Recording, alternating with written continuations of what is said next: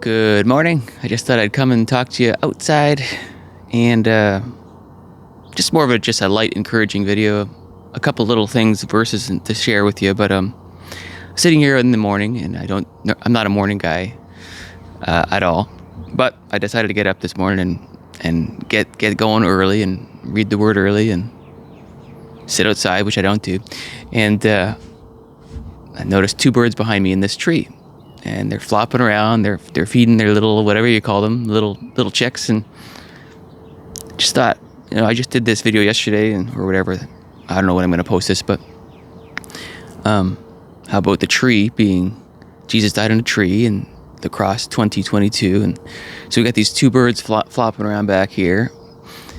Birds have two wings. They got two eyes, and they take refuge in the tree. They take refuge in the tree, the T, and you spell tree as the T, and there's two E's. There's two, and an E is the fifth letter in the alphabet. So a T representing the cross. He died on a tree. Died on a 2022. And then you got birds with two wings flopping around in the tree, feeding their young, and they're really quite a sight to see. And there's nothing you can do about a bird. They're going to fly whenever they're going to fly, and I think it's really cool. So I wanted to bring up one verse here. In my translation, it doesn't say this, but it says, "Let the birds fly above the earth across the face of the firmament of the heavens." But in some translations, it says, it uses the word "may" in there. In Genesis 1:20, "May the birds," or "may them fly," or something. And here we are in the month of May. But some other verses I was led to today was Exodus 20 verse 2. I wanted to read the commandments, and right before God writes the commandments, he says this in Exodus 20 verse 2, and you guys know that the twos have been popping out to me like crazy. So before he does his commandments, this is what he says in Exodus 20 verse 2. "I am the Lord your God, who brought you out of the land of Egypt, out of the house of bondage," in Exodus 20 verse 2. I really think he's really pointing us to the year. And then he goes on to tell us about his commandments. Well, whenever he says, "I am the Lord your God," he's putting his signature, he's putting his hand stamp on his word. It's like when you sign a document and you confirm something, that's your signature. Well, when he writes, "I am the Lord your God," that's his signature. That's saying stamp, approval. So in Exodus 20 verse 2, he's putting his name on there. I'm stamping it. And I'm just reminding you in Exodus 20 verse 2 that I brought you out of the land of Egypt. And then I turned the page and I went to Exodus 20 verse 22. "You have seen that I have talked with you from heaven." So Exodus 20 verse 22. "I have talked with you from heaven." That's fun. That's really cool. And then I was going over to skimming through over here, Proverbs 20 verse 22. "Wait for the Lord, and he will save you." 2022 in Proverbs. Wait for the Lord, and he will save you. Wait for the Lord, and he will save you. Proverbs 20:22. And then I probably won't pull up any verses, but I'll try and remember off the top of my head.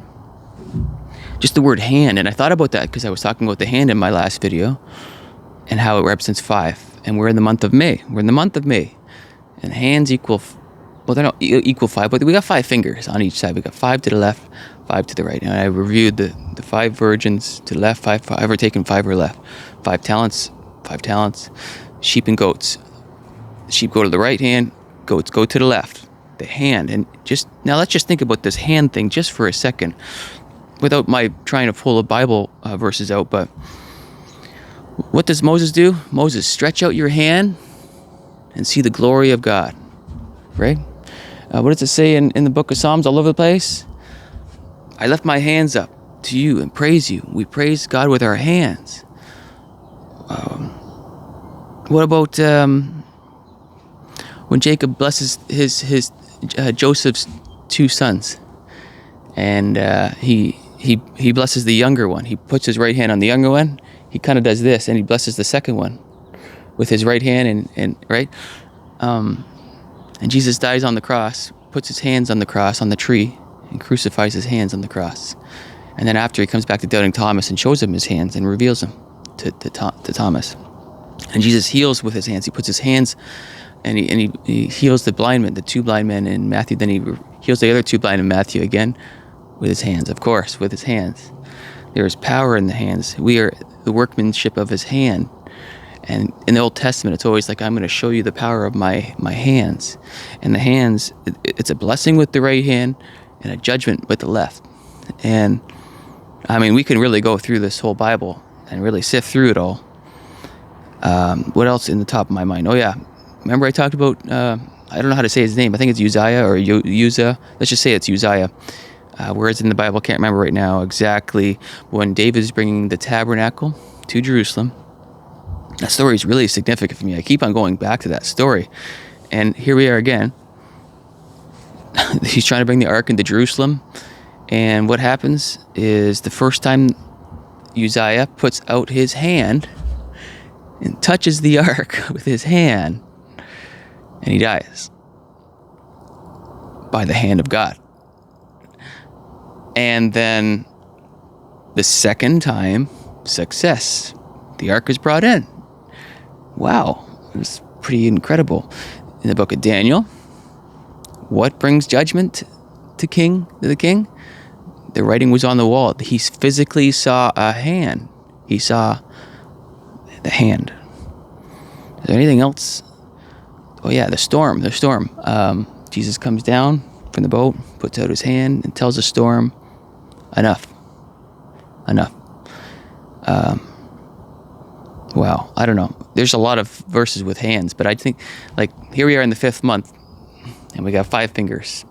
I think it's really fun. And even if we're still here in the 6th month, just think about the power of the hand of God.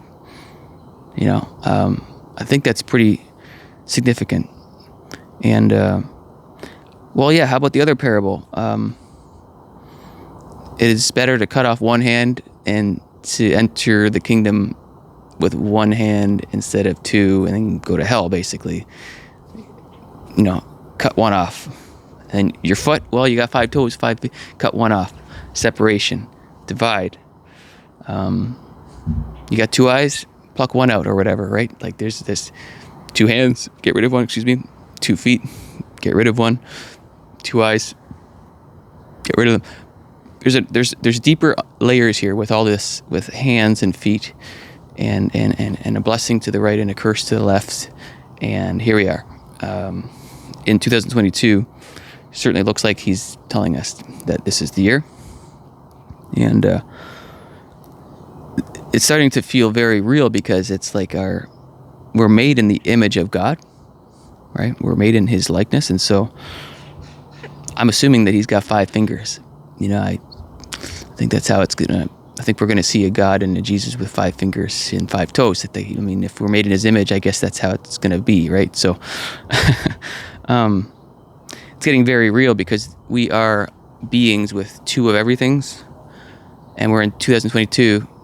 Like, we can't go with this theme next year. You know, we don't have 3 arms and 2 legs, and we don't have, 6 fingers and 3 fingers over here. We are walking 2s and 5s. We can't really do this with the 6 or 7s or 8s. We're not any of those. So you look at the birds in the air. They got 2 wings, and there's 2 of them that fly and make babies and so on, right? Like in the tree. So anyway, just thought I'd encourage you this morning. Lots of cool things on my mind, and that's it. Go Jesus, go. See you in the clouds one day closer. Hallelujah, I'll see you in the rapture.